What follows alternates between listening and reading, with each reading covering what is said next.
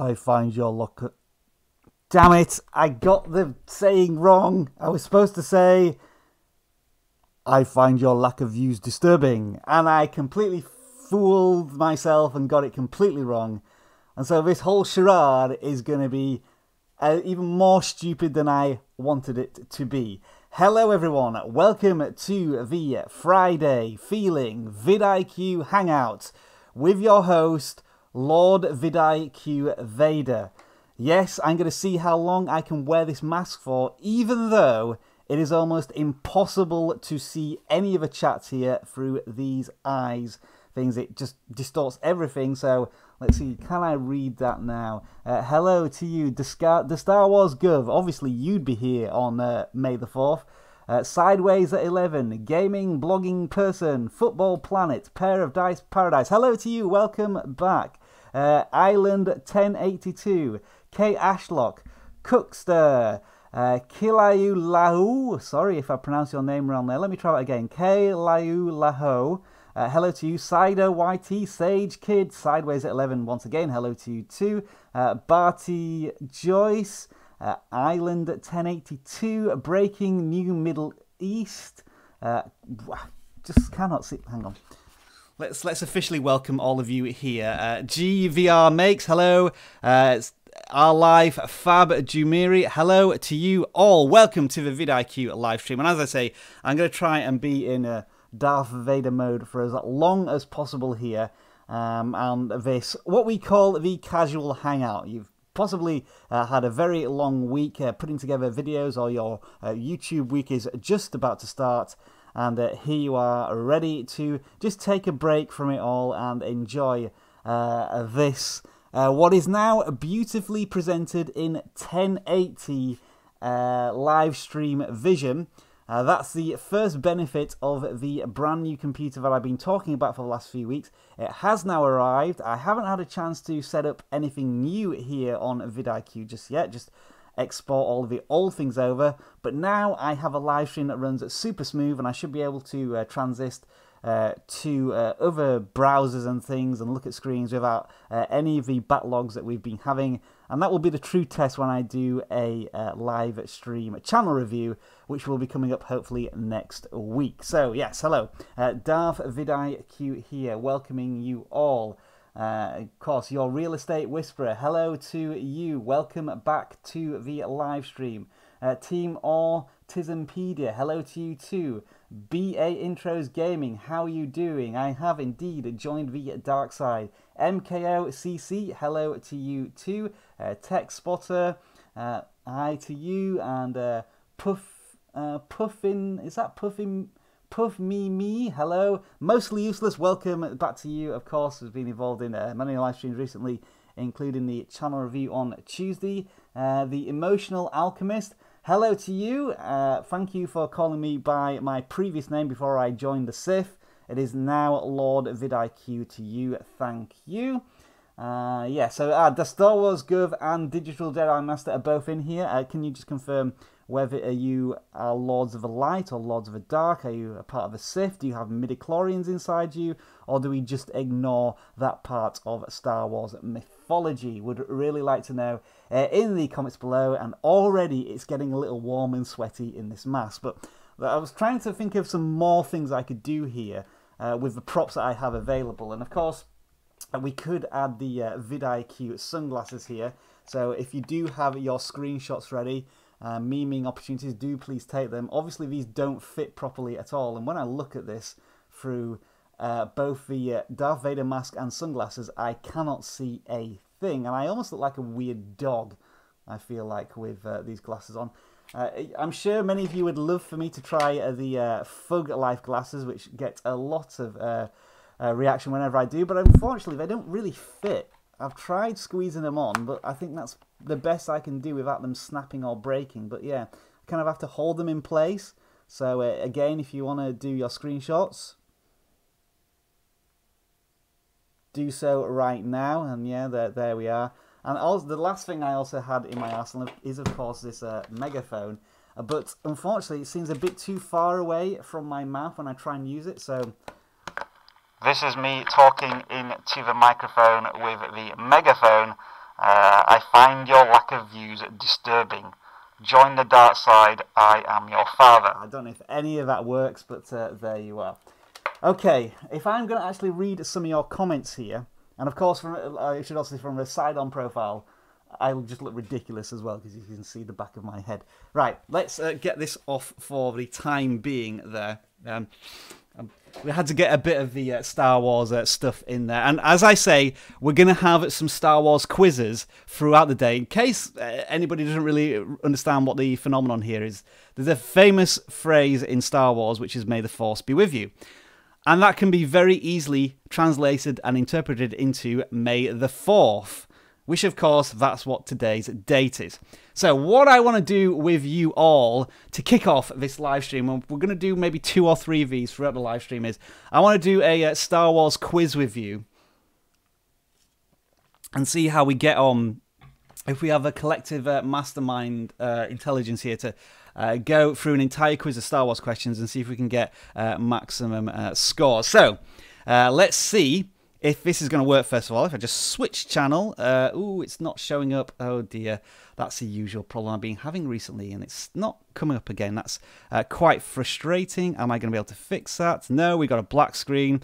That's the one thing I still need to fix with my live streaming. For some reason on this new setup, it will not share screens. It tends to turn them black, and I need to work out how to fix that, especially for channel reviews. So I'm going to just have to read these questions out as I do them, and you can tell me what their answer is rather than sharing a screen, which isn't working for whatever reason. So let's go through a couple of questions first for Star Wars geeks out there. The first question is, the most legendary ship in the galaxy, the Millennium Falcon, can comfortably fit how many people in the cockpit? Your options are 3, 4, 6, or 8. So general consensus, give me your answers. What do you think that is? And I will type it in and see if we are correct. The most legendary ship in the galaxy, the Millennium Falcon, can comfortably fit how many people in the cockpit? 4, 3, 6, or 8. So we're going for 3s or 6s here. I think 6s are mostly ahead. Most people seem to be saying 6. Okay, we're going to go with 6 then. This is the first one. I'm afraid that was wrong, unfortunately. Yeah, bad start there. The answer was probably 4. Next question. Admiral Raidus and Admiral Akbar both hail from which planet? Moncalar, Guatalenta, Rylolf, or Coruscant? So Admiral Raidus and Admiral Akbar both hail from which planet? Moncalar, Gatalenta, Rylolf, or Coruscant? Which answer could that potentially be? Mostly useless with a fantastic response. I wish I could put that in as an answer. It would be, it's a trap. And of course it is a trap. So people look to be mostly saying Moncalar. There's a few for other options. But yeah, Gaming the Blog person says the first one. Also, does Digital Jedi Master, and we assume he should know the answer. Same room for Digital, for Star Wars Gov, I think. So we're going to go for Moncalar, and that is right. Ding, congratulations. Where's my bell gone? I seem to have misplaced it, or I would be ringing it right now. It's one of the props I'm missing. There we go. Found my bell. I introduced this on Tuesday. So yes, correct on that one. And the last question for now. R2-D2 is classified as what type of droid? Your options are protocol droid, a battle droid, labor droid, or astromech droid. To repeat, R2-D2 is classified as what type of droid? Protocol droid, a battle droid, labor droid, or astromech droid? Give me your answers there right now. Does Star Wars Gov go straight for astromech? What else have we got? Sideways at 11, also saying astromech. Annie says labor. Brickmove says the last one, Astro Droid. PNW goes for labor droid, labor droid. Ooh, it's a tough one here. Kind of 50-50 on either one. What are we going to say? We've got a couple more coming in for Astromech. And then Fantastic Adventures goes for labor. Ooh, I'm gonna go for Astromech unless people convince me otherwise quickly. Indian Line's going for Astromech. So we're going to go with it. And it was correct.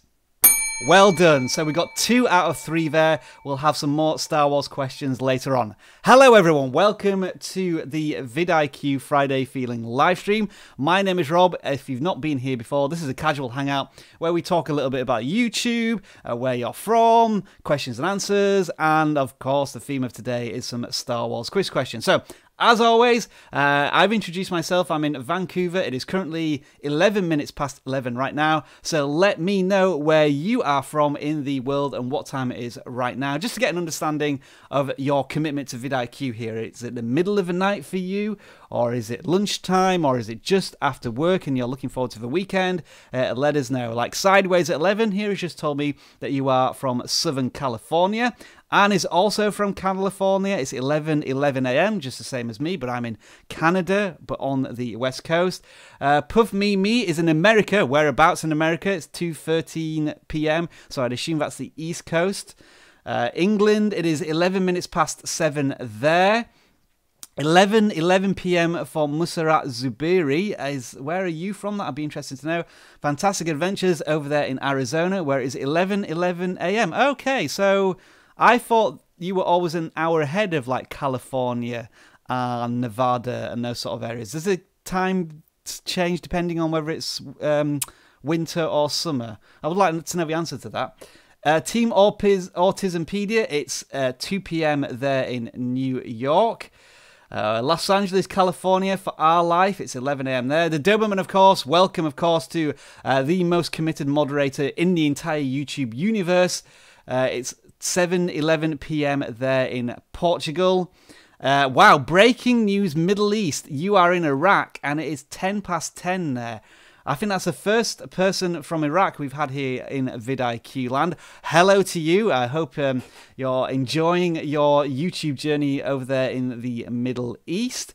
Thank you, gaming and blogging person. We love you back. Thank you for loving vidIQ. United Arab Emirates. Wow, we're getting a lot of audience here from the Middle East today, from Kel Ashuk. Indian line, it's 11:42 p.m. there. Again, one of those weird places where it's not only hours ahead or behind, but there's also a half an hour difference as well. And I still cannot comprehend how anyone could work with half an hour time zone differences. I would just be always half an hour late or early for stuff. Well, actually, I'd probably be more like an hour late or an hour before, because I'd still be half an hour wrong either side. Digital Jedi Master, I remember you're in a very specific place, Winston-Salem, North Carolina, 2 p.m. there. AJ Gaming, 11:42 p.m. for you. Again, another one from India. Gomez Gameplay from Slovenia. Hello, Slovenia. I think that's the first time we've had a Slovenian on the live stream. It is 8:15 in the evening for you. And 1913 for the Star Wars Gov. Presumably you're in the UK or Portugal. Zach Talks Tech is in Calgary. How's the weather like in Calgary? Is it turned to spring-like weather yet, or is it still freezing there? And I guess you're an hour ahead. Fantastic Adventures, I think, has got the answer now for Arizona. When they change time, so this is in Arizona, we stay the same. So it changes with daylight savings time when they roll forward and back. So I think it doesn't matter what time of year it is there in Arizona, it's always the same time. It doesn't go backwards or forwards for daylight savings. Interesting, and thank you for letting me know. Who else? So, just Emmanuel. Hey, Emmanuel from Nigeria. Hello to you there. What time is it? Oh, and Get a Frick ShowTube. It's 4:15 in the morning in Sydney. Wow, what commitment. You here, and that's amazing. It's what, 14:15? That makes it 15 hours ahead of Vancouver, BC, and it's Saturday for you, and you are there enjoying the middle of the morning. Big props to you, sir, for that commitment. Yeah, also let me know what sort of weather you're having at the moment. We're in like the changing of the seasons, whether you're in the northern hemisphere or the southern hemisphere. So, for example, Zap Talks Tech, it's 20 degrees and 1 hour ahead, 20 plus degrees where you are. And yeah, Brick Move, as you say, quite an international stream. I believe you're from Germany. Is that correct, with your Lego animation stuff, I seem to remember? I mostly useless. I do not know Malawi. I am terrible at languages. In the UK, the second language education was terrible, so I know a tiny bit of German, and that's it. But when I say a tiny bit of German, it's such as Ich habe ein... I don't know what the word is for cup. So yeah, that's 3 words of German that I know, and that's around about it. It's 9 p.m. there in Nigeria. Thank you, Justin Manuel. So for Tehran, that's Enran. It's 79 degrees. I presume that's in Fahrenheit. If it was in Celsius, I don't think you'd be talking to us right now. You'd have much larger problems there. 20 degrees in cool spring in Toulouse, France. So that's Celsius. You have to try and convert it from Celsius to Fahrenheit. I think it's usually about times it by 3. For Celsius, it's times it by 3 and add 10 is roughly the general rule to get Fahrenheit. So 20 degrees is around about 70 degrees at Fahrenheit. Raining evening here in Slovenia, 16 degrees. 57 Fahrenheit and cloudy for, I think it's Pacific Northwest, Granny. So presumably you're in maybe Seattle or Washington or Oregon maybe. See, they're showing a little bit of US geography. 25 degrees there for Puff Me. 17 degrees today in the UK. Yeah, I bet it was 17 degrees, but I bet your bottom dollar it was probably cloudy and a bit messy, wasn't it? You tell me that, whether it's true or not. 35 Celsius. Wow, for Musarat Zubairi. So that sounds very warm. Is it very humid as well? I can imagine that's pretty tough trying to deal with that sort of weather. And Bodegay Geek is in Ribeirão Preto, Brazil. Sorry if I pronounce your hometown incorrectly there. Almost 30 degrees there, pretty hot. I can imagine it is, and it will be for the next 4 to 5 months, possibly. And for Kalulaha, it's 14 degrees for you there. 70 degrees in Albuquerque, Mexico. The only reason I know of Albuquerque, New Mexico, is because Breaking Bad and Better Call Saul are based there, 2 of my favourite TV shows. I have no idea what's happening in the UK these days, Sido YT. I keep a brief eye on what's going on, but yeah, I haven't been in the UK for nearly 3.5 years, so my interest is starting to wane. I know we're leaving the European Union, and since then I've kind of shut myself off from UK news, as it tends to be a little depressing. 82 degrees Celsius, Fahrenheit there in CT, USA. Where's CT? Is that central? Do you just mean central time zone? What city is that? For Erie, AC. And for Star Wars Gov, where I live, it's boiling right now, considering the usual weather in North Yorkshire. Oh, so where are you in North Yorkshire again? Do remind me. I thought you'd be on the lava planet with Darth Vader. I can't remember the name of it. It's probably going to be one of the quiz questions that comes up. Should we do some more Star Wars quiz? Yeah, let's do some more Star Wars quiz, and then we'll get into what you've been doing this week. Right, okay. And also, if you could just let me know, by the way, what do you think of the quality of this live stream? Does it seem any better? Is the voice audio any clearer or fine? Some initial feedback on how this is running on the new computer would be very much appreciated. Let's get on to some Star Wars questions. How much total does Obi-Wan agree to pay Han Solo for the safe passage to Alderaan? So basically, how much does it cost for transport on the Millennium Falcon from Han Solo? Your options are 10,000 credits, 2,000 credits, 17,000 credits, or 23,000 credits. So how much is the total does Obi-Wan Kenobi agree to pay Han Solo for the safe passage to Alderaan? 10,000 credits, 2,000 credits, 17,000 credits, or 23,000 credits. What's your answer? And I will put in the most popular one from what you give. Thank you for the response there about the quality being better, Brick Move. I do appreciate it. 2,000 credits, says Real Estate Whisperer. 17,000 credits from the Star Wars Gov. Also, Sido YT says the same thing. Anne says 17,000. Maxwell 2,000. 23,000 from Labayak Videos and Brick Move. Ooh, so I think we're either going for 17 or 23 at the moment. Which one could it be? I'll give a few more people chances to guess. Digital Deadeye Messer is going in for 10,000. I always look at the 2 Star Wars experts and wonder whether they're right. But it looks as if we're going for 23 here. What do we think? 23,000. Shall I go with that one? Going once. Going twice. Here we go, 23,000.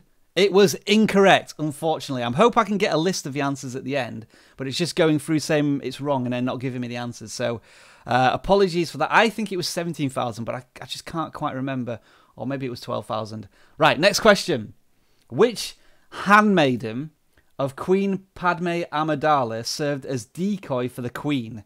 So which handmaiden of Queen Padme Amidala served as decoy for the Queen? Your options are Ete, Sabe, Rabe, or Sachi. I cannot remember this one at all, but I guess it's from The Phantom Menace and nobody's particularly interested in that one. So, yeah, a lot of people hate the prequels. So who was Queen Padme Amidala's decoy, effectively? Ete, Sabe, Rabe, or Sache? We've only had one guess so far, and it's going for Sache.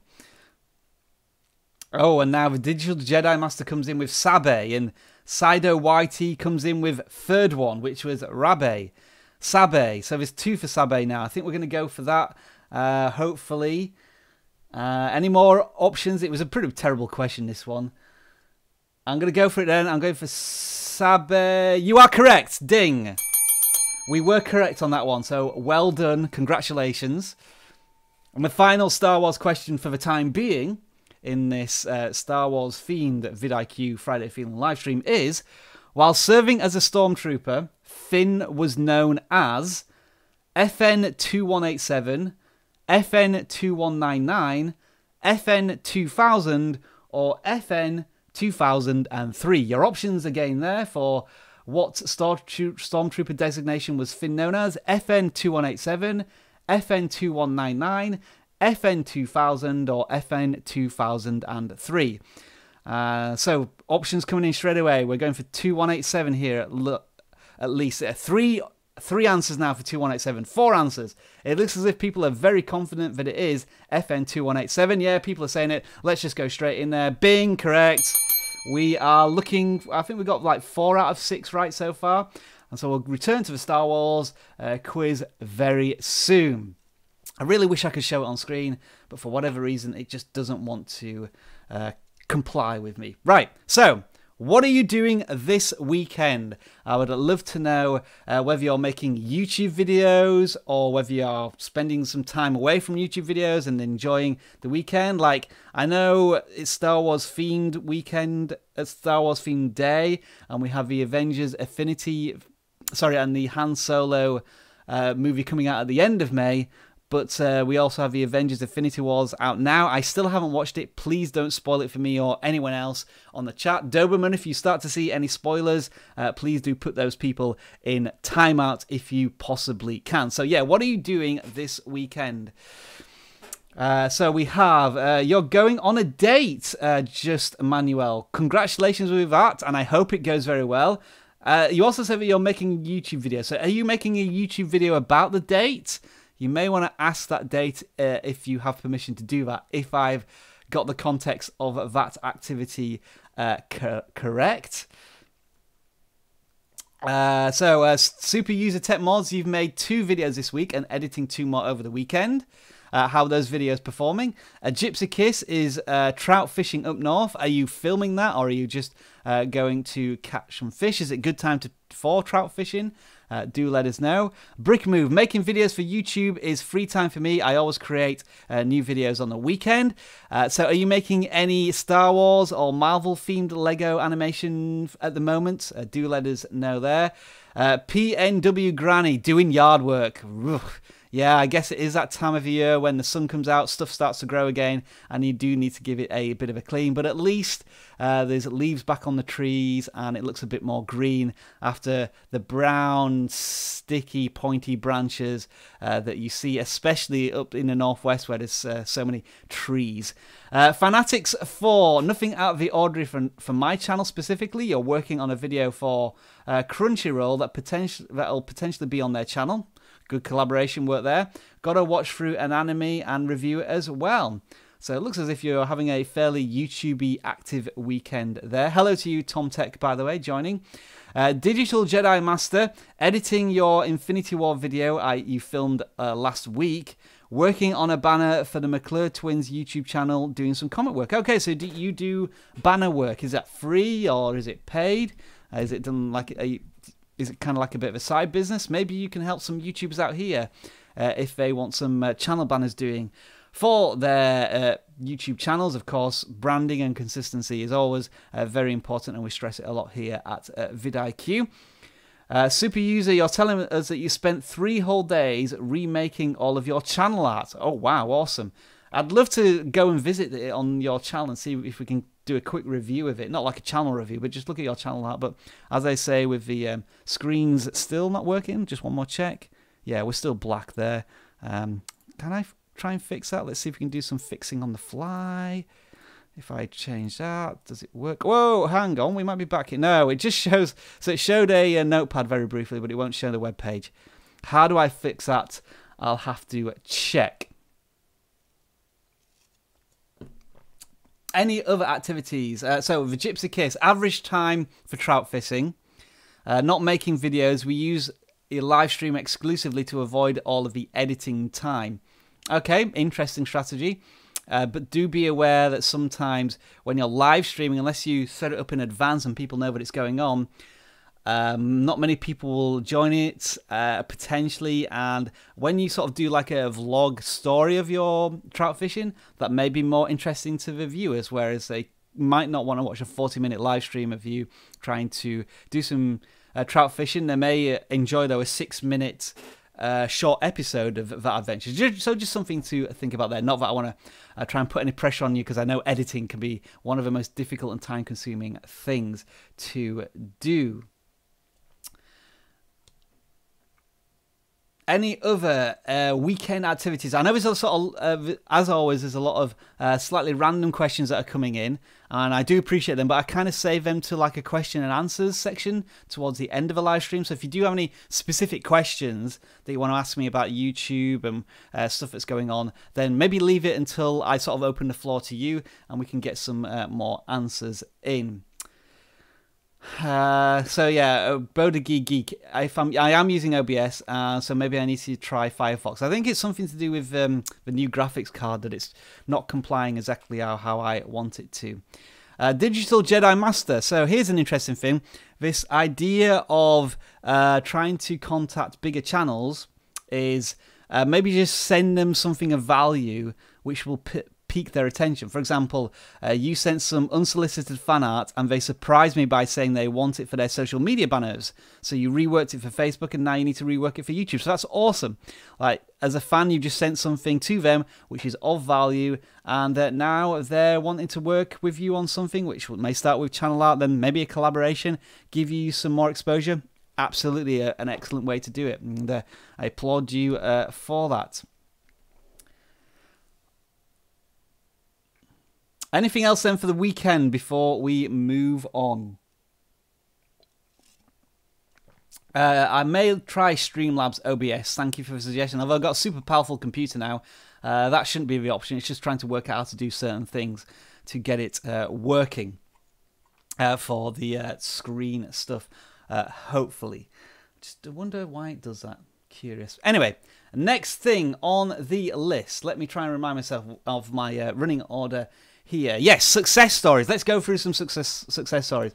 What success stories have you had on YouTube this week? Whether it's breaking a milestone, finally getting your channel monetized, or like getting a super amount of views on a particular video, do let us know. Success story for vidIQ here is that I now have my new computer, and it's taking a long time to set up. The amount of small things you don't realize when you're transferring from one computer to another, it all just comes flooding back, like, oh, I forgot I needed this font. Oh, my files are in a slightly different workflow and directory now, so my video editor can't find all of the assets for my videos. I've got to refix all them. So yeah, I got the new computer and it's working wonderfully, but there's a lot of user error and needing to get things working before I truly get anywhere with it. So because, yeah, Real Estate Whisperer is saying because I have a Dell PC, that's what the problem. I'm pretty sure that's not the reason. I just need to work out how to fix some stuff. Ha ha, very funny. It is running very nicely and very fast, so thank you for asking. Great news here for Laubaka Video. You've got approved for the Amazon Influence Shop, so congratulations to you. An opportunity to make some revenue outside of YouTube and not be fixed and restricted so much by the ad stream and of course the YouTube partner program. So hopefully you'll get lots of affiliate clicks there and you'll be earning lots of cash from Amazon. The Doberman guy is 1 subscriber away from 333,000. Someone do him a favour and just go over there and subscribe. Let's get him up to 3,333. I don't mean it as a sub for sub, of course. I mean go and subscribe and watch at least 3 of his videos. I should include that as a quick suggestion. Pair of Dice Paradise. You have a video that's broke 45,000 views within the first month of being released. Well done. What video was it about? Was it about your top 10 board games style videos? We'd love to know why it particularly did so well. Congratulations to you, of course, on that. Fantastic Adventures, you hit over 3 million views on your Fortnite video. Wow, 3 million views. Fantastic news for you. Congratulations. Like, how many subscribers do you have in general? How big's your channel? I'll be interested to know just how much of a viral video that has been for you. But yeah, it can be very hard to break into the gaming genre and Fortnite with so many people making videos. But when you do hit it, yeah, you do hit it big. I think that almost deserves a ding. Congratulations there. Super User is getting closer to, is that 22,000 subscribers? No, I think that's, you're getting closer to 2,000 subscribers.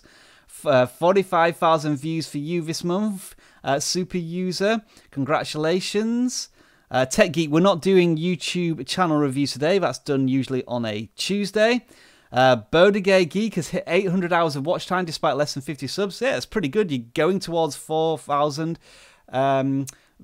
hours of watch time. What, you're almost 25% of the way there. Yeah, that's a really high amount of hours for the small number of subscribers you have.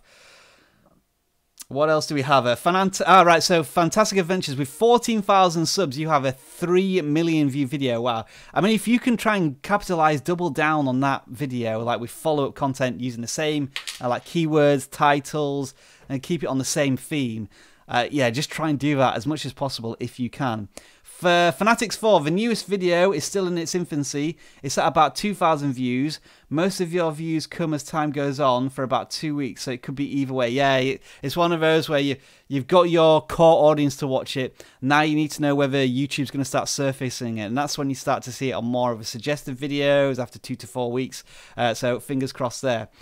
Pair of Paradise, it was one of your top 10 lists. You've been working on finding a way to combine list content that's popular while maintaining your voice and keeping it interesting to myself. Interesting. The dilemma of a video creator's creativity versus what your audience watches and what YouTube likes to surface.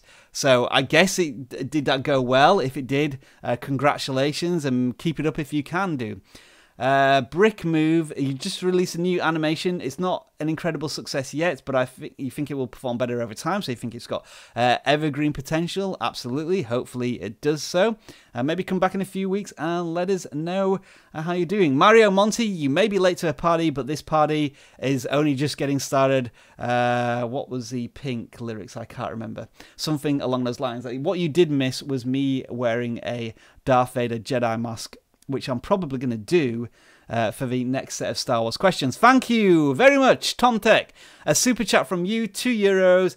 Thank you. I will, if you want me to do anything, you don't have to post another super chat, but if you would like me to do something a little crazy with the props that you've seen, suggest it, and I will certainly do that for the super chat there. Very much appreciated. And you're saying that it's still hard to gauge what your core audience is still. Is that because you're a new channel? You should have a sort of fair indication after maybe 30 to 50 videos which ones are more popular and where you're getting the most feedback. That would be a good way to find out. Or you could post on the community tab if you have that, or maybe do a video just directly addressing your audience, which are the videos that you like most from me, and I will do more of that. Fanatics4. So an interesting dichotomy here, Fanatics4, that your audience doesn't often respond well to list videos, which is interesting because usually list videos do well. I guess maybe the core audience isn't that interested, but the wider audience, for YouTube especially, do like to dig the list ones. But if it's not working for your channel, that's fair enough. You've got the feedback you need. Work on other videos that do help you. And so you started doing videos in January. Yeah, you're still in the infancy of your channel, like 3 months old. Well, 4 months old. So maybe review your audience after 6 months. I'm just noticing up here as well, if you can see it. This is where my green screen isn't quite working properly, I think, because there's a light in the way. It's this light here. So let me see if I can fix that a little bit. Just move it further away. It's this one here. Can you see how it's just causing distortions in the video? Let me get some active live stream fixing there.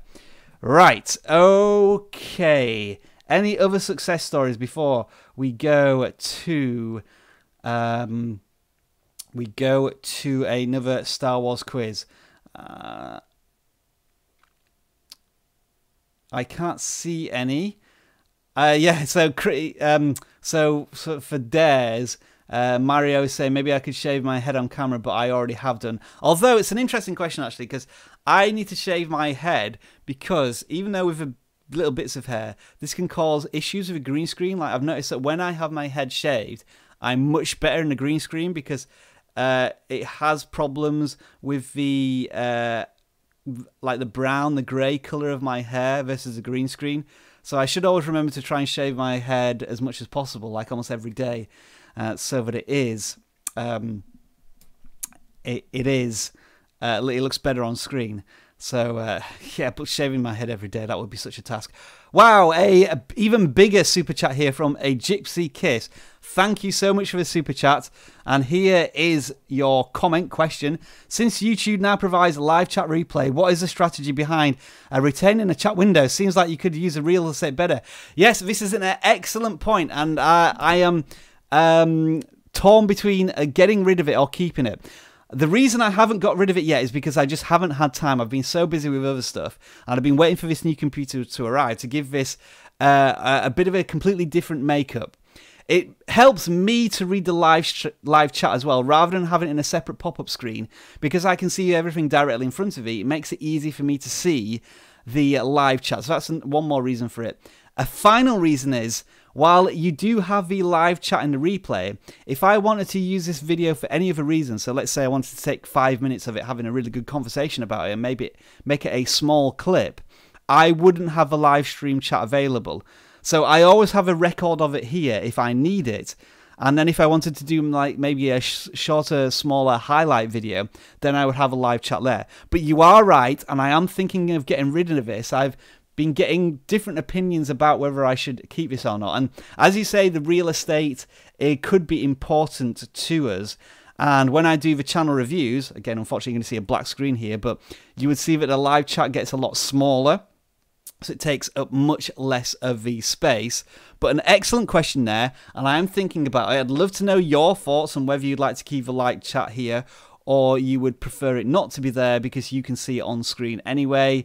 It's kind of been like for personal preference and use, but maybe it doesn't work for you as much as it does for me. So thank you for the question, Gypsy Kiss.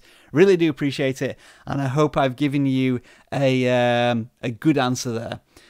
So yeah, if you're saying if you edit the live stream after it's published to YouTube, you lose the sync with a live chat replay. Exactly. So this is why I'm keeping it at the moment, but that may change because, to be honest, I haven't sort of used any of these videos. But what I'm thinking of doing in the future is with my channel review live streams, when there's always lots of awesome chats, I am thinking of taking the best examples of those because it's a 2-hour live stream. If I have a channel review which is maybe 5 minutes, it's a lot more digestible as an individual video, and I'd like to keep the chat from that. So yeah, maybe when I'm doing the live chat channel reviews, I might keep the live stream, but for these, I could change it. I might have got different options, like I can do it to this one. Now, I'm not sure what's going to happen here, but if I click that button, yeah, I haven't got the webcam set up properly there, so I've got all sorts of potential options here, but they all need a little bit of fixing and so on. So yeah, Great question, and it is something I'm aware of, and with the many things I'm having to do with this new computer,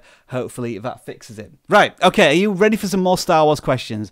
I think you are. Where has my mask gone? I think I've thrown it away. Right, I'm going to try and do this one with the Darth Vader mask on here to try and get completely into character, if I can read it, and this probably will be really hard. We are now on question...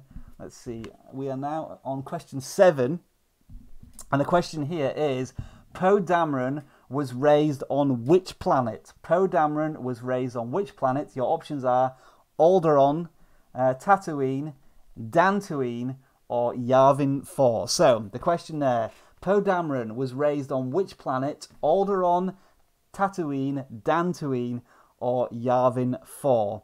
What are your options there? What do you think of where Poe Dameron comes from? Brick Move says the first option, so you're saying Alderaan.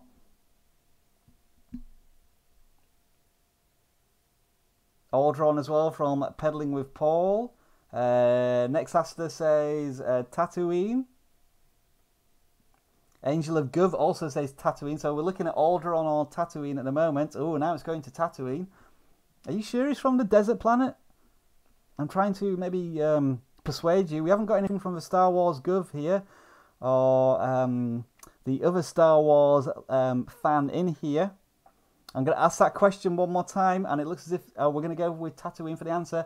Poe Dameron was raised on which country? Alderaan, Tatooine, Dantooine, or Yavin 4? And the Digital Jedi Master, wow, shock news here. He's saying that he doesn't actually know that one. He thinks it might be Yavin, but the consensus seems to be Tatooine. So I'm going to go for this. I think this is wrong, but that's where we're going. I can't see my mouse clicker. Yes, it was wrong. I'm sorry, folks. We messed up there big time, but that's the answer you gave me, and that's the one we chose. So, yeah, a bit unfortunate there. Right, okay. Well, next question. My nose is getting really itchy here. Breaking character, breaking the fourth wall there. Approximately how many forms of communication does C-3PO know? I know the answer to this, I'm sure of it. So yeah, how many forms of communication does CP3PO know? And you have options for more than 100,000, more than 7 million, more than 3 million, or more than 500,000. So when he says, I'm fluent in over blah, blah, blah forms of communication, is it 100,000, 7 million, 3 million, or 500,000? Let us know what you think is the answer there. The Star Wars Gov is going for 7 million. 3 million from Nexaxter, 7 million from Anne, 500,000 from Sideways is 11. Bodegay Geek is going for 3 million, 7 million including Baka.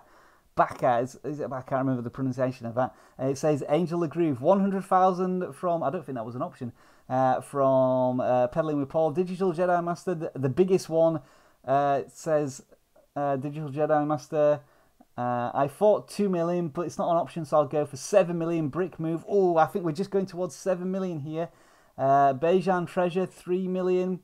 3 million from Your Real Estate Whisperer. Now, me personally, I'm sure he said I was fluent in more than 6 million forms of communication, which would make it 3 million. But it sounds as if we're going. Oh no, there's a lot that have just come in for 3 million. Wow. So yeah, I think I'm on the fence here. I'm either going to go for 7 or 3 million. I think I, as a tiebreaker, we're going to go with 3 million. So here we go. 3 million. Incorrect. No, I do apologise. That was probably 7 million. Next question, and we're going into the spin-off franchise at this time. Which crime is not found on? I've forgotten the name. It's Jyn Erso's. That's it. Which crime is not found on Jyn Erso's rap sheet? Forging Imperial documents, shipjacking, petty theft, impersonating a stormtrooper. So, which crime is not found on Jyn Erso's rap sheet? forging imperial documents, shipjacking, petty theft, impersonating a stormtrooper. I've just thought of an idea for a video game here, like if Lucasfilms and Disney ever wanted to go into the adult video gaming genre, or like 18 plus, they'd go Grand Ship Theft Auto. I think they might be able to.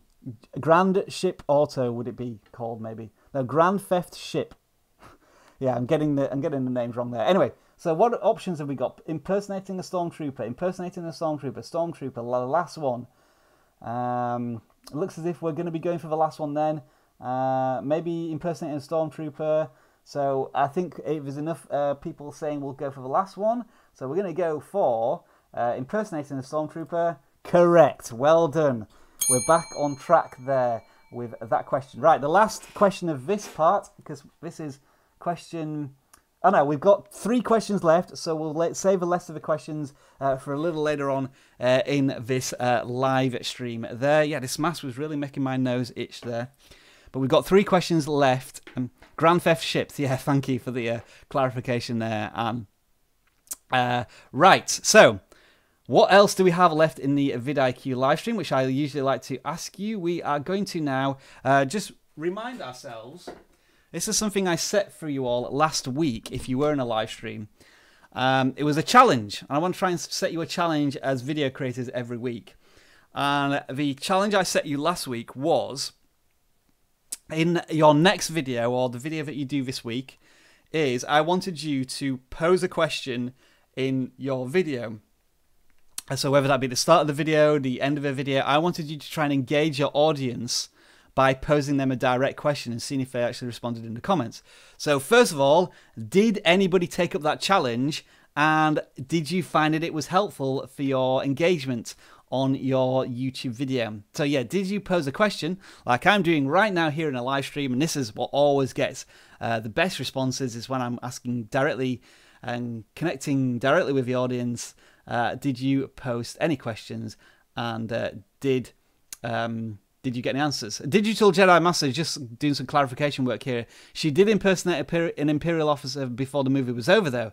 So yeah, I guess the rap sheet or the crime sheet was towards the beginning of the film. So Anne, you say yes, you did pose a question. How did that go? Real Estate Whisperer, I have a question at the end of a video, and only a couple answered my question. Okay, so maybe you want to try and fit that question into the beginning of a video, like do your introduction, and like maybe if you're doing a real estate video, maybe you're talking about deposits on a mortgage. So the question might be, today we're going to talk about deposits on mortgages. I'm just interested in if you've ever put a mortgage on a deposit, if you've ever put a deposit on a mortgage, and how much did that cost you? How much did you pay? Let us know in the comments below, and then go into your explanation of what that should typically be, kind of like gauging their response, generating a conversation before getting into the meat of the video. Try that one. So the Star Wars Gov, you weren't here last week, so that's your challenge for this week. Try and pose a question in your video somewhere. Peddling with Paul, you need to talk more in my videos. That being said, I did not. So again, that may be a challenge for you this week. Do some more talking in your videos and pose a question. So Digital Jedi Master, you have posed a question, but you haven't edited the video yet, so we'll look forward to that. Fantastic Four Adventures, yes, made a huge difference in the comments. Okay, brilliant. We want to know more about the question that you asked. So try and get an idea of what type of question engage your audience more. But good to hear that. Some people answered, some don't. Others give their opinion. It's hard answering all the comments now, though. Oh, well, that's good. That's brilliant. If you're getting responses and engagement, you're getting so many questions that it's hard to answer them all. That's much better than getting no engagement whatsoever. Luxury hotel, luxury hybrid. You always ask questions fashion related, and you don't get answers. Basically, asking what they'd like to see next. Okay, try and answer something which is a little more specific, like what they like to see next. Ask them something specifically about the content that you're putting on there. Like, not, if you like this video, let me know in the comments below, or what would you like to see next. Ask them if it's a fashion. Like, I'm doing a video today about hot pants. Like, what if you've ever had hot pants, what's your favorite color? Or Would you be too scared to wear hot pants? If so, let me know in the comments below. So yeah, something a bit more specific about what you're going to be talking about in the video may help you there. So Anna, you want to try and keep it personal, still answer everyone, but it gets hard. I know, but that's the curse of a successful YouTuber. It's better to be answering as many questions as possible rather than having none to answer. So think of it that way. And also, of course, a little bit of a sales pitch here. vidIQ does have a comment template tool where you can have a series of comments that are predefined, like say thanks or appreciate your support or good luck with your channel or something, where you get a lot of the same type of question which you can answer with the same type of answer, and that sort of response is better than none at all. So Fantastic Adventures asked, what was their favourite weapon in Fortnite? Huge response rate. Of course, that's a very specific question about the topic that your video covers. It might be the next thing you might want to do is like, who's your favourite character in Fortnite, or like what's your favourite loot crate reward or something along those lines. So something specific about the video that gets them talking, just like we're doing right here. Fanatics 4, you usually ask questions about the video, and I ask in the pinned comments. So that's another way that you can up engagement, is by including a question from you in the pinned comment section. Absolutely. They see to lead to decent engagement, you usually get 100 comments. How many views do you usually get on videos? That'd be interesting to know. And of course, remember, when you have questions and you get answers, there's nothing wrong with you going to the video, replying to that comment, and maybe asking them another question, which brings them back into the video, and you're ramping up engagement over and over again.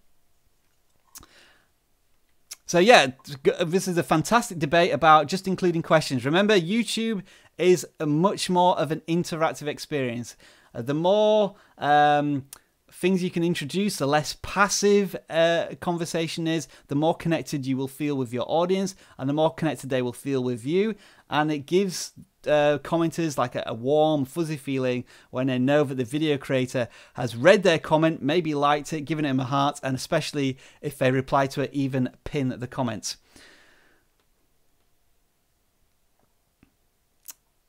And so a little extra advice here from Fanatics 4. You said at the end of podcast, you ask a random question. It's like, what is the best pie and why is the correct answer cheesecake? And it seems to keep your viewers' retention at a glance. It helps with your viewer retention. I suppose you're sort of including like in-jokes there and a bit of a show formula, and people who've seen one of your podcasts know it's there. They'll be looking forward to it again. So yeah, trying to keep bits of formulas, breaking up a podcast or a video into sections, and knowing what's coming up next for repeat viewers can be very helpful there. Yeah, so peddling with Paul. If you're doing a Tech Tuesday video, absolutely start with a question. Now, if it's something along the lines of so when you're on OBS, do you use OBS and do you have problems with screens like black screens? If so, let us know in the comments below. Today we're going to be looking at OBS and some of the things you can do to make it even better. So maybe not a question directly related to the video because it's probably going to be answered in the video, but something that connects to the video content to help you there. What else have we got here from that challenge? Right. Okay, so that was a challenge. It looks as if a lot of you tried it. If you haven't tried it, do try it again this week. If it's been successful, if you haven't had a chance to try it, give it another shot. Your challenge for this week is determine the average length of your videos. So let's say you do a 3-minute video, and the next video I want you to do, if you want to try this challenge, is to make it twice as long. So if it's a 3-minute video, I want you to, your average video is 3 minutes, I want you to try and make it 6 minutes long. Now, this is not because I want you to try and get videos longer so that you get more watch time. It's a challenge to you to try something different, because you tend to fall into routines and patterns where you're doing the same thing over and over again, and it doesn't allow you to experiment. You're so focused on just getting the next video out without realizing that there could be new things to learn here. And it may be that your audience positively reacts to videos that are longer because you can tell a better story, or you can include more information, or there's just more opportunity to engage with your audience. So that's my challenge for this week. Try and make a video which is longer than usually anticipated. It'll make you think differently about the intro that you're going to have, or the meat of the content, or whether you can you have more of an opportunity to explain something in more detail for that. And of course, in a future week, the challenge might be make a video which is half the length, so you can practice doing quicker edits and cuts and make it more fast-paced and high-octaned, and give the video more energy. But for this one, we're going to see if by producing a longer video, it makes you think more about what you can include and give it a more richer experience for the audience. So good luck with those challenges if you decide to take them on. If you don't want to do it if you don't want to make it twice as long, then okay, make it half as long as a different experiment. Like next Asta, you're saying that you make 12 to 24 minute videos. Maybe you want to try doing a 30-minute video instead, just to see what it is. Peddling with Paul, 30-second long videos may not cut it. No, you definitely need to do a video longer than 30 seconds. The YouTube sweet spot for video length tends to be around 7 to 10 minutes, but it's different for every video creator. So I'm not saying that as a hard or fast rule. I'm just saying as a video creator for you, challenge yourself to experiment with different methods and routines and see if that makes any difference to you. Live streams, yeah, live streams are a little different. I'm not suggesting that if you do a 1 to 2 hour live stream, you do a 4-hour live stream. That would be absolutely exhausting. But for any videos that you putting together, editing, just maybe try and change the length, change the length of it. Scissor, you're asking, is a 3 to 4 minute video too short? It's difficult to say. You want to try and get as much, you want to try and keep the audience engaged for as long as possible. So if you look at your audience retention and it's like 80% for a 3 to 4 minute video, then yeah, you can probably eke out some more minutes. You can make it 6 minutes or 8 minutes. But if it's a 3 to 4 minute video and your audience retention is 25%, so they're only watching for 1 minute, then yeah, potentially the video is too long and you need to make it shorter, or you need to think of strategies to keep your audience more engaged. So I could never give you a definitive answer as to whether a video length is too long or too short. It should be the length at which you think you can maximize the potential value for your audience. But just bear in mind, with YouTube's algorithm, they do favor videos with longer watch time. But if you produce loads of videos at 2 to 4 minutes and they're watching one video, jumping onto the next one, you're getting session watch time and you're keeping that viewer engaged on YouTube. So there's more than one way to skin the watch time cat, so to speak. Okay, let's go for the final section of the Star Wars quiz. And then we'll move on to some general Q&A with you guys. We've got 3 more questions left in the Star Wars quiz, and here is the first one. I'm afraid it's from the prequels again. Trade Federation leader Newt Gunray is assisted by a droid named who? Wow, I have no idea on this one. TC-11, TC-14, TC-13, TC-17. Just to repeat the question. Trade Federation leader Newt Gunray is assisted by a droid named TC-11, TC-14, TC-13, or TC-17. I think there's going to be a lot of random guesses here, and I could almost pick one of those answers out of the sky and just give it a crack. Real Estate Whisperer is going for TC-14. That's the only official committed answer we've had so far. Any ideas on what else we could have here? Who wrote the questions? This is just from a random website. It's like from ohmydisney.com. These are where the questions have come from. TC-14 for Josh Speaks. TC-11 for Next Asta. So we've got 2 for 14. Not really a popular question here, I can see by the lack of responses I'm getting. So we'll give you 10 more seconds and we'll go probably for TC-14 here.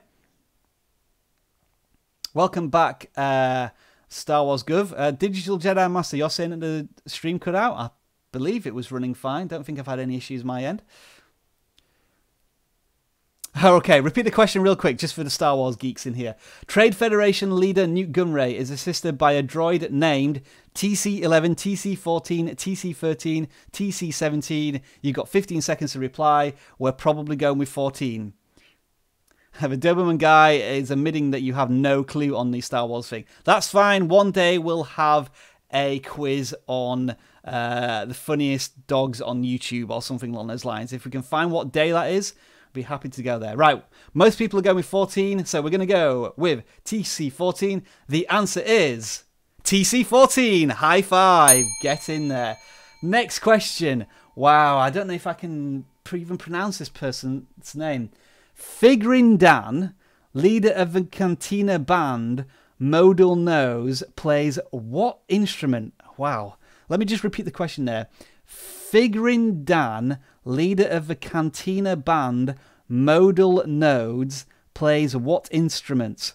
The clue horn, the fanfare, the Omnix box. That sounds like an Android TV playing box, that. Or the double Jacema. So the clue, right, so I'll just give you the options here because I don't think we're going to be guessing here.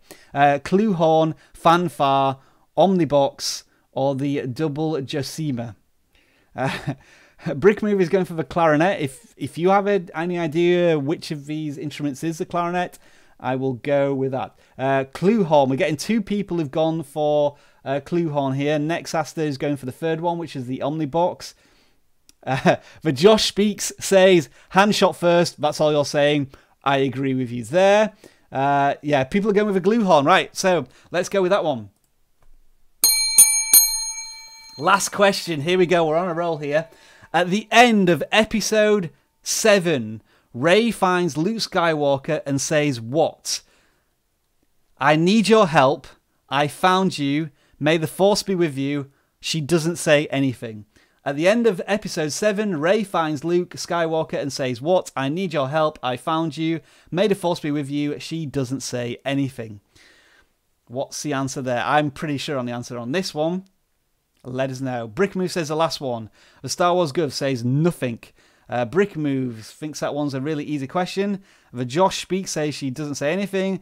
Milud Tagai is also saying nothing. Peddling with Paul, yeah, let's just go with this one. She doesn't say anything. Correct.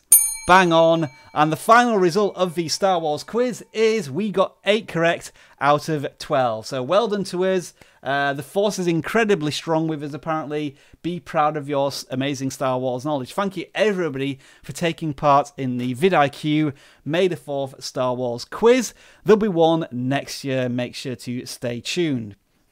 Okay, we have gone for over an hour, but we haven't quite finished with the live stream there. It's over to you for a bit of general Q&A about anything you want to know, whether it be vidIQ, YouTube. I'm ready to start helping you with some questions if you want them answering. Cesar Cizo says, would you recommend any place to promote your videos? Absolutely recommend it on all your social media platforms, whether that be Facebook or Twitter. If you're going to start posting in communities such as Reddit, you probably want to be a community, be part of a community there first. General spamming has never really worked, and I really don't recommend it. But another way to promote your videos is to optimize them. Once your video is truly optimized, then it will be connected to content of a similar nature. If YouTube deems your content good, you'll start to appear on suggested videos, and that's where really most of the sharing goes on in YouTube and where you can get the most views. Super User Tech, do you think it's better to try and rank for relative tags even if they are very competitive, or go for tags that you think you can specifically rank for? We have a video out on this next week, and the short answer is try and be as specific as possible with your content.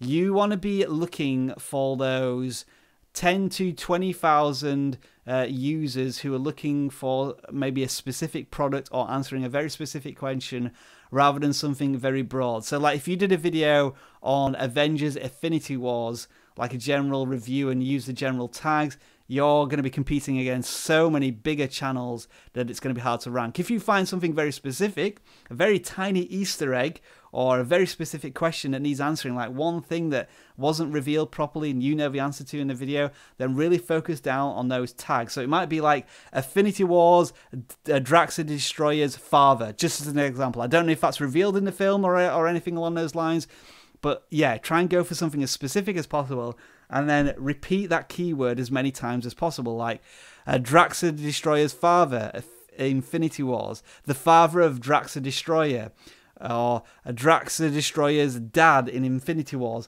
etc, etc, etc. But yeah, you have to be really specific about this, and hopefully the video that you'll see next week will give you a good idea of how you can really find really specific niche tags that then allow you as a small channel creator to rank on the first page of search terms.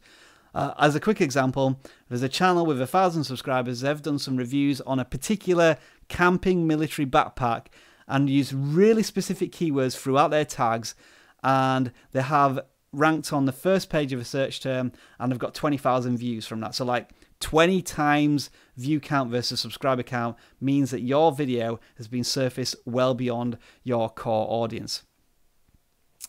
Okay, what do we have? So good question, thank you for that. Can you make more money on Twitch than in YouTube?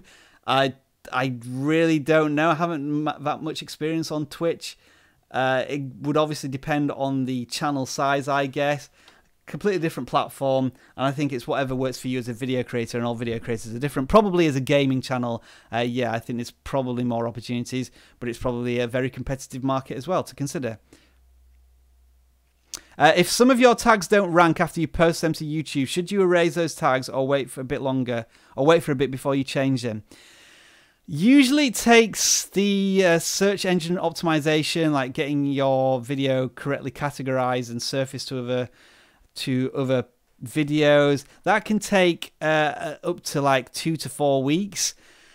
So if you're finding that your tags, some of the tags aren't really working, yes, it may be worth just trying and thinking again about how to optimize them. Obviously leave the tags in there that are working. If your video is doing very successfully anyway, then it's probably a good idea just to leave the entire video alone. But if you're thinking of little tweaks that you want to add, then yeah, maybe give it around about 2 weeks before you start to rejig the tags. And also the tags that are ranking and are doing well, put those tags to the top of the tag list, because in some YouTube Creator Academy lessons, it does say that when assessing videos, check that the most relevant tags are at the top of the tag list. I've just done a video on that, and I may be releasing that tomorrow about tag order. So consider that as well. The Real Estate Whisperer. Luke Ledwood, Rob, is vlog challenges and pranks something that's going to interest people in your channel? I have no idea. I don't know anything about your channel. You know more about your audience, but from the videos that you create and the feedback that you're getting, you should be able to get an idea.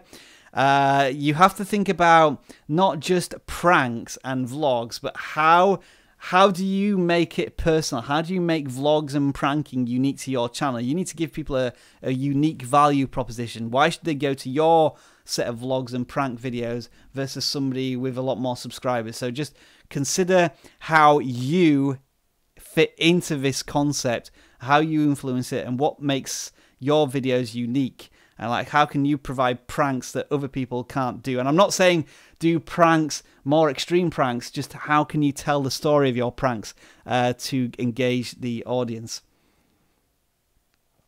Summerot Stormers, one of my videos has got 120,000 views in 1 week. Congratulations. But then someone flagged it and it got taken down even though the video was clean. I've been waiting 4 weeks for an appeal. Any suggestions on what to do?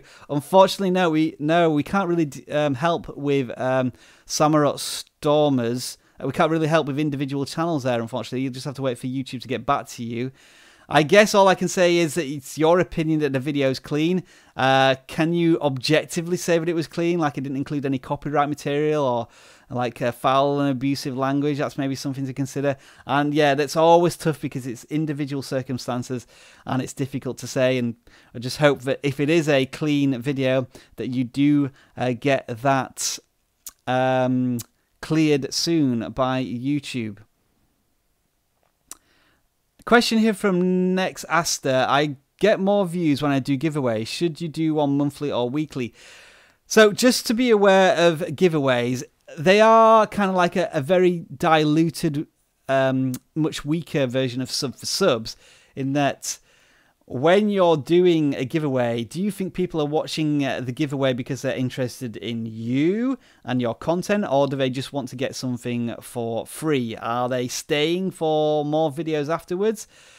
Maybe what you want to try and think about is not specific giveaway videos, but giveaways included within the content of other videos, almost like a giveaway at the end of a video, to try and help you there, because it's almost like you're spending money on advertising and giving away stuff for free, and they'll take the free stuff and then they'll move on. So weekly or monthly, maybe don't think along that strategy, but think along the lines of how I can maximize the giveaways in terms of engaging my audience and getting them to stay with me, as long as it's in YouTube's terms of service. Lone Wolf Sachi, do I think gameplay videos are dead? No, they're probably stronger than ever. There's just so many people doing them. It's a lot harder to break into a market. And again, it comes down to the question of how you can provide a unique value proposition to your audience in the mass world of gameplay videos. And that's with narrating it, editing it down, answering questions maybe, and like really specifically targeting the main theme of the story of the gameplay. So yeah, I don't think it's gone anywhere. It's probably more popular than ever, but it's just so difficult to break into that market as a smaller YouTuber if you just look at videos as gameplay videos. Digital Jedi Master here is asking a question of like, how do you increase your productivity? So like, you're talking about your video editing, your how you put your projects together. That might be an interesting question to go into a bit more detail with.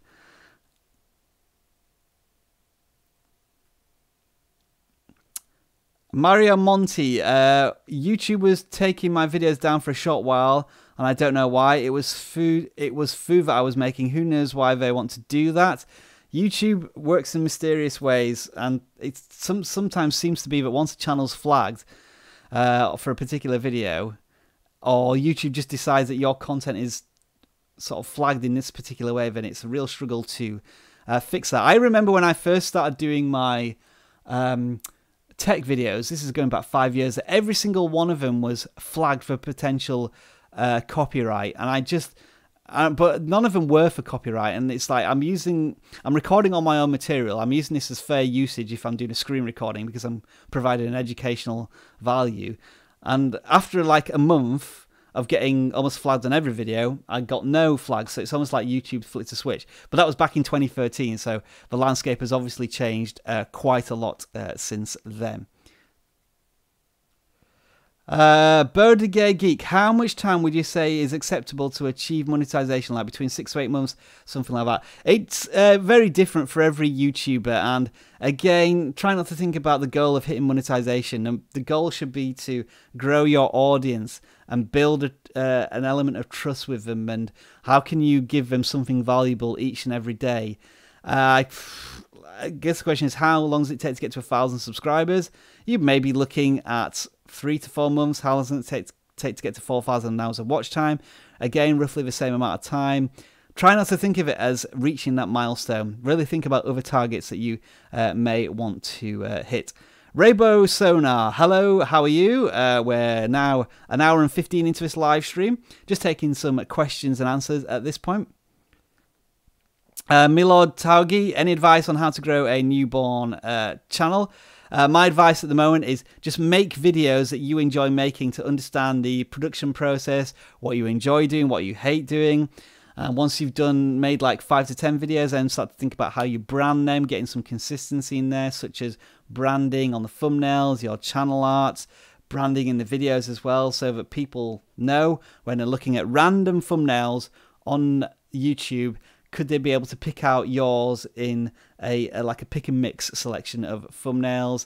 And yeah, just continue to find your passion, find the videos that you really enjoy making, and the ones that get the most engagement from your audience, because there has to be that balance of you enjoying the video creating process. Trying to get my arms right there. You enjoying the video making process versus what videos your audience enjoys, and it needs to be a bit of push and pull on that all the time. So general advice there.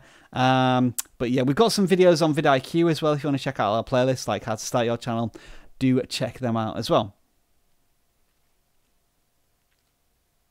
So Digital Jedi Master, yeah, your overall time is finding the time to sit down. What do people do to minimize distractions? Also, what is their workflow like? So my workflow tends to be, I will write like a very brief list of stuff that I've got. You won't be able to probably read that. Well, yeah, you can. I've got Livestream, email, filters. I had a meeting I needed to do today. I need to upload a video, Office Tidy. If I've got this checklist, then this kind of helps me keep on track a little bit. And like in terms of distractions, I've never really found that a struggle. I guess I don't have any music going on in the background. And I usually, once I'm into a project or get my head into a video, it's very hard to get distracted because I'm so focused on it. So those are my quick tips, if they do help.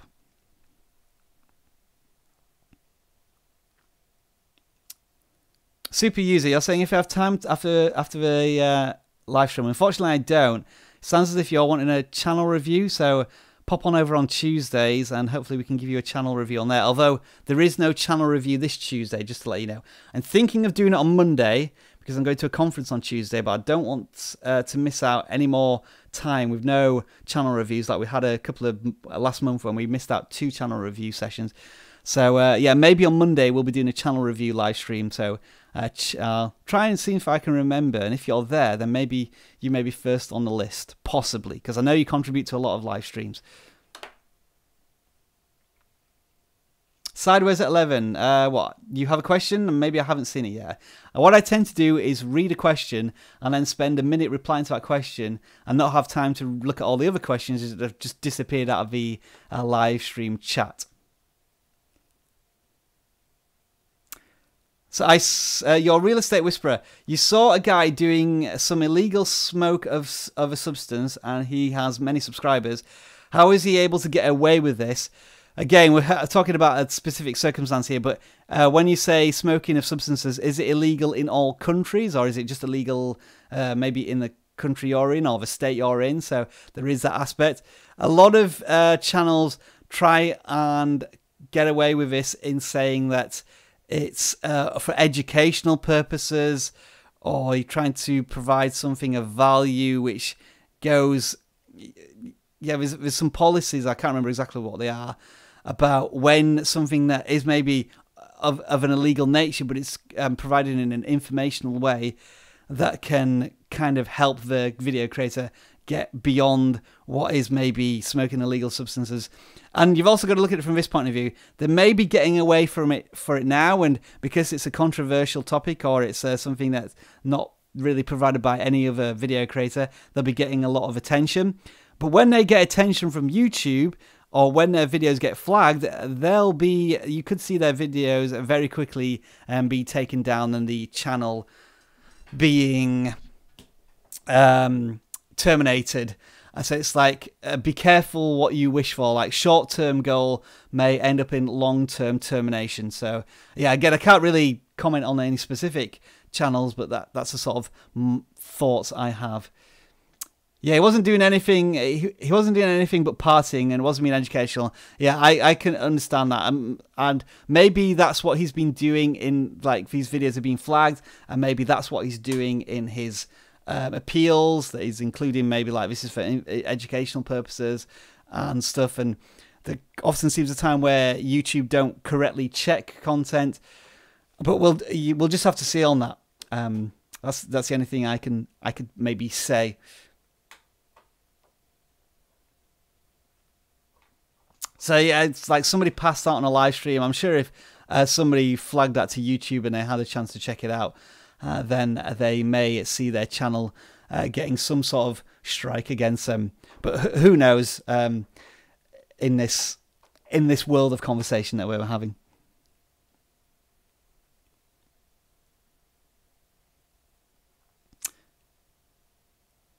All right, it looks as if we're coming to a natural pause here. The questions seem to be drying up for this particular live stream, and we have been going for 1 hour 20. I'm delighted to say that on my OBS stream, the CPU's been running at a very cool 3%. Usually it would run at like 30% on the old laptop when I was trying to do live streams. And I've had 0 drop frames, which is brilliant. So no lag whatsoever. And I hope this has been a very pure, perfect live stream for you. Okay, so we do have some more questions coming in here now. Sideways at 11, you have lots of ranking keywords on my videos. However, some of them do not have the grey numbers, hence not that much in demand. Is that correct? Am I doing this wrong? The grey numbers, so you're meaning, yeah, there's no vidIQ score next to them.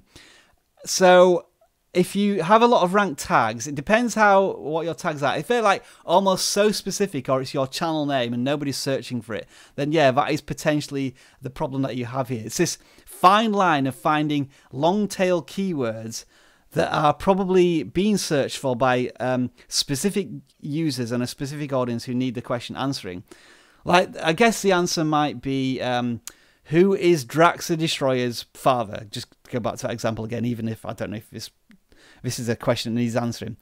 But that might be like a specific answer tag. But then if you make it too long, like, who is Drax the Destroyer's from Infinity Wars' father from the second movie? Like something really long and specific where nobody's going to be searching for it. Then you're almost into that point where you're only serving your own videos. Like, you might see that you have a lot of your own videos being on the creator suggested, but does that necessarily mean that anybody's searching for them other than you? So that is just something to think about. With long tail keywords, we need to be specific, but they need to be specific in a way that you think that people are searching for them.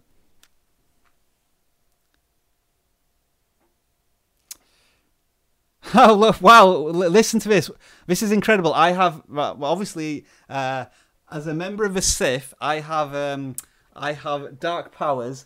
So what somebody was asking about a video that got a couple of 100,000 views and it was taken down. We were hoping it was going to come back up. And now we've come back with, I can't read it, where is it? Sumer at Stormers, the minute you answered my question, my video came back up. You are truly magical. What can I say? You're more than welcome, and I hope your video goes on to great and fantastic things. I hope it's not the one about smoking weed and passing out, which Real Estate Whisperer has just been talking about.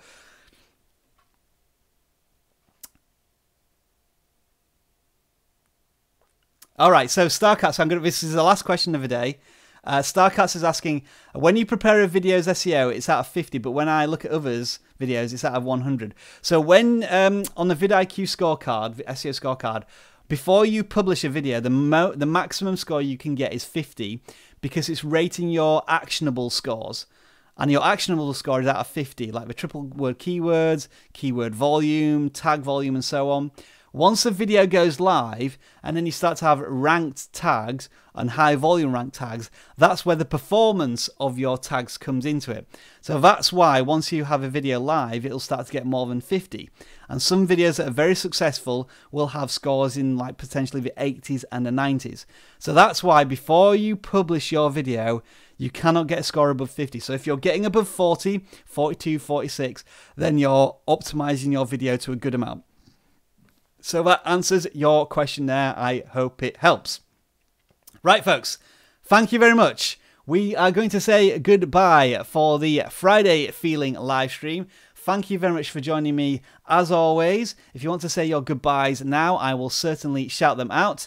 If you can think of a quiz that you would like me to do next week, maybe I should do that. Maybe I should do a YouTube quiz or have some sort of quiz every single week as a theme for these live streams. Do let me know. So we're going to be saying goodbye to Mario Monti. Have a great weekend. Same to you, Starcats. Goodbye to you. Bodegay Geek, thank you very much for your lovely, kind comments. I will see you later. Fantastic Fours, goodbye. Thank you, Real Estate Whisperer. I'm not awesome. I'm just a very friendly, happy, helpful guy, but I appreciate your comments. You have a great weekend. Super User Tex, thank you, and maybe see you in the channel live stream review next week. Pacific Northwest Granny, you have a fantastic weekend to you. Vijos speaks, and he speaks of love and peace. Same to you. As always, thank you very much. Appreciate your moderating the Doberman Guy. I think you've been the only one in this week, in today, so really is appreciated there. Goodbye to you. Eerie AC, big ups to you. Goodbye. Peace out to you, Digital Jedi Master. And you want me to do an MCU quiz next week? What's MCU? I really don't know what that means. And Milod to Guy, see you next week. Have a great weekend to you all. And it just leaves me to say, as usual, enjoy the rest of your video making day. Bye for now.